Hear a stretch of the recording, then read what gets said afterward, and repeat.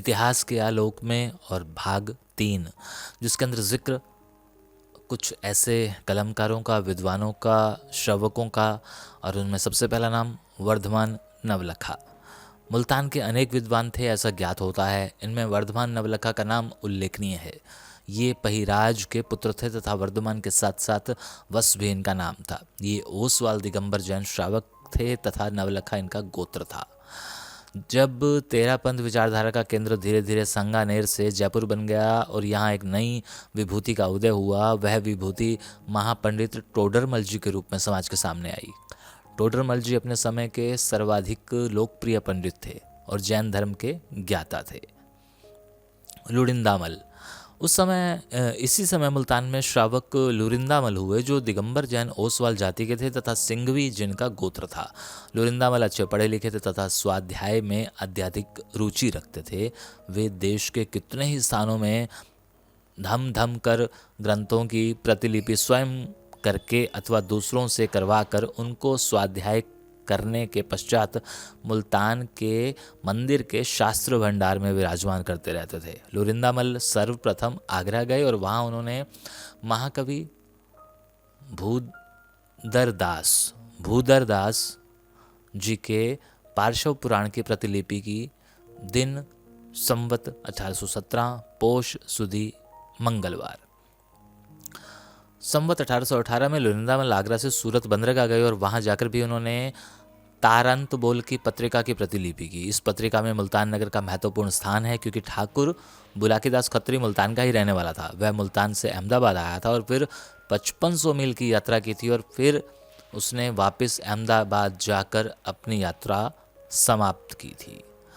और इसी में जिक्र दौलतराम ओसवाल का। दौलतराम नाम के कितने ही कवि हुए। इनमें जयपुर के दौलतराम, कासिलवाल एवं अलीगढ़ के दौलतराम सर्वाधिक लोकप्रिय विद्वान हैं। दौलतराम कासिलवाल का समय संवत 1749 से 1829 का माना गया है। दूसरे दौलतराम का समय संवत 1855 से 1923 का है। लेकिन अभी मुल्तान दिगंबर जैन मंदिर के शास्त्र भंडार को देखते समय एक नए दौलतराम की कृति मिली है जो मुल्तान के ही निवासी हैं।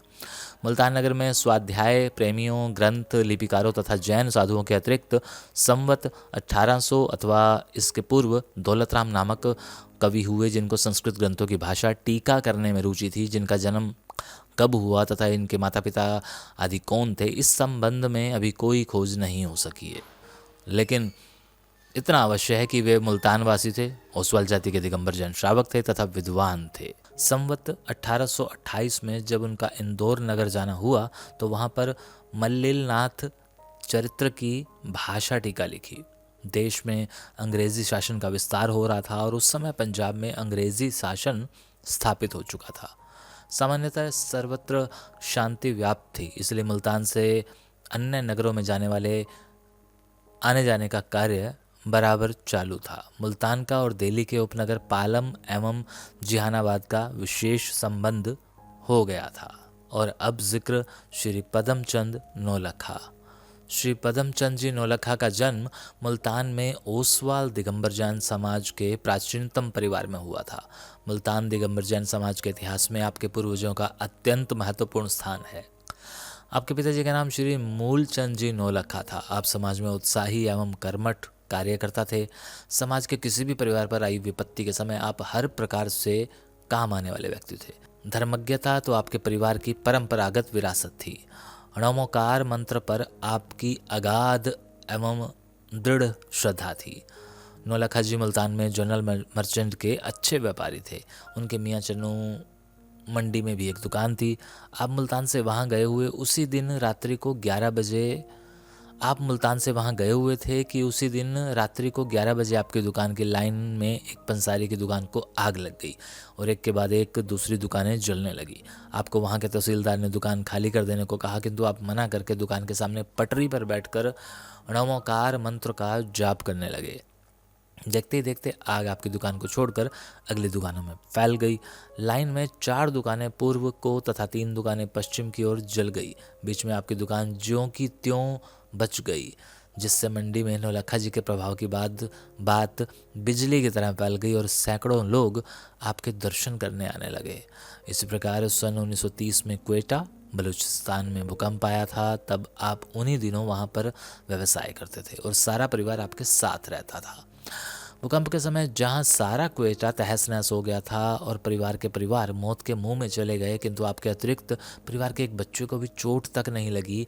आपको अवश्य चोट लगी, किंतु उस पर भी मोकार मंत्र का जाप सावधानीपूर्वक करते रहे। आपने अपने लड़के से कहा, नुकसान जो हुआ सो हुआ, मैं मुल्तान से स्वाध्याय के लिए मोक्ष मार्ग प्रकाशक हस्तलिखित ग्रंथ लाया था, उसे किसी तरह से अवश्य ढूंढवा लेना। ऐसा कहते ही चंद मिनटों में भूकंप का दूसरा झटका लगते ही मकान का बचा हुआ भाग भी आ गिरा और वह ग्रंथ चौकी सहित आपके सामने आ गया। क्वेटा में भी 7 दिन की बीमारी के बाद आपका देहांत हो गया।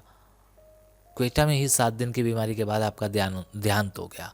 आपके जीवन में कितनी भी ऐसी घटनाएं घटी हों जो नमोकार मंत्र के प्रति श्रद्धा एवं प्रेरणा पैदा करती हैं, आप अपने पीछे श्री मानकचंद एवं श्री जय कुमार 2 लड़के छोड़ गए। ऐसे ही कुछ और लोगों का जिक्र है जो अच्छा नाम और रसूख रखते थे, जिनका उदाहरण आज भी दिया जाता है। वो भी आपके सामने मैं रखने जा रहा हूँ। श्री नेमचंद जी भगवानी। श्री नेमचंद जी भगवानी श्री राजा राम के सुपुत्र थे तथा अपने पिता के समान वे भी समाज के कर्मठ कार्यकर्ता थे। आपने व्यापार के अतिरिक्त जितना भी उन्हें समय मिलता वह सब समाज सेवा में व्यतीत करते थे। जैन धर्म के प्रचार प्रसार की उनकी तीव्र उत्कंठा थी। वे अच्छे कार्यकर्ता थे। आपने मुल्तान में 10 वर्ष के बच्चे से लेकर 20 वर्ष के युवकों तक की 2 भजन मंडलियां बनाई तथा मंडली के सभी सदस्यों को गाने एवं बजाने की शिक्षा दिलवाई। कुछ ही वर्षों में इन संगीत श्री नेमीचंद जी भगवानी मंडलियों ने सारे पंजाब में ख्याति प्राप्त कर ली। श्री नेमीचंद जी इन मंडलियों के प्रमुख थे, इसलिए जहाँ से उन्हें बुलावा आता वो सबको साथ लेकर शहर जाते और संगीत के माध्यम से जैन धर्म का प्रचार करते। इन भजन मंडलियों ने अमृतसर, लाहौर, सहारनपुर, फिरोजपुर, शिमला, दिल्ली, पानीपत इन सभी स्थानों में कार्यक्रम देकर अपनी संगीत निपुणता की छाप छोड़ी। मुल्तान के मंदिर की वो पूरी देखभाल करते थे तथा उसे नवीनतम रूप देने में उनका पूरा सहयोग रहता था। आपके एकमात्र पुत्र श्री कन्हैया लाल जी हैं। आपका स्वर्गवास सन 47 से पहले हो गया था।